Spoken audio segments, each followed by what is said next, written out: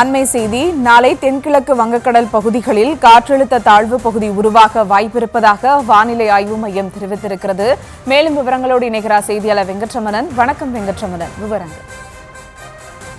வணக்கம். தென்கிழக்கு வங்கக்கடல் பகுதியில அடுத்த 24 மணி நேரத்தில் ஒரு குறைந்த காற்றழுத்த தாழ்வு பகுதி உருவாக இருப்பதன் காரணமாக தமிழகத்துல 4 நாட்களுக்கு கனமழைக்கான எச்சரிக்கை என்பது விடுக்கப்பட்டிருக்கிறது.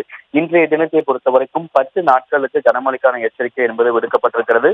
இன்றைய தினத்தை பொறுத்தவரைக்கும் கன்னியாகுமரி, திருநெல்வேலி, தூத்துக்குடி, தென்காசி, ராமநாதபுரம், புதுக்கோட்டை, தஞ்சாவூர், திருவாரூர், நாகை, மயிலாடுதுறை உள்ளிட்ட 10 மாவட்டங்களிலும் காரைக்கால் பகுதிகளிலும் இன்றைய தினம் கனமழைக்கு வாய்ப்பு இருப்பதாக தெரிவிக்கப்பட்டிருக்கிறது. அதே போல நாளைய தினத்தை பொறுத்தவரைக்கும் கன்னியாகுமரி, திருநெல்வேலி, தூத்துக்குடி, தென்காசி உள்ளிட்ட 11 மாவட்டங்களிலும் அதுக்கு அடுத்த 23ஆம் தேதி 13 மாவட்டங்களிலும் 24ஆம் தேதி 9 மாவட்டங்களிலும் கனமழைக்கான எச்சரிக்கை என்பது விடுக்கப்பட்டிருக்கிறது. சென்னையை பொறுத்தவரைக்கும் மதிய நேரத்துல வெயிலோட தாக்கம் என்பது சற்றே அதிகமாக இருக்கும் எனவும் மாலை மற்றும் நள்ளிரவு நேரங்கள்ல சென்னையில 2 நாட்களுக்கு லேசானது முதல் மிதமான மழைக்கு வாய்ப்பு இருப்பதாக வானிலை ஆய்வு மையம் தெரிவித்திருக்கிறது.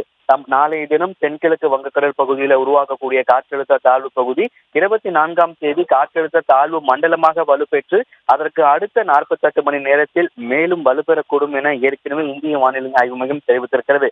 அந்த காற்றழுத்த தாழ்வு பகுதி மண்டலமாக வலுப்பெற்று புயலாக வலுப்பெறுமா என்பது அதனுடைய நகர்வுகளை பொறுத்து தெரிய வரும் எனவும் அதற்கு பிறகாக இந்த கனமழைக்கான எச்சரிக்கை என்பது மாற்றப்படலாம் எனவும் வானிலை மையம் தரப்பில் தெரிவிக்கப்பட்டிருக்கிறது. தமிழகத்தில் 4 நாட்களுக்கு கனமழைக்கான எச்சரிக்கையும் இன்றைய தினம் 10 மாவட்டத்திற்கு கனமழைக்கான எச்சரிக்கையை சென்னை வானிலை ஆய்வு மையம் தெரிவித்துள்ளது.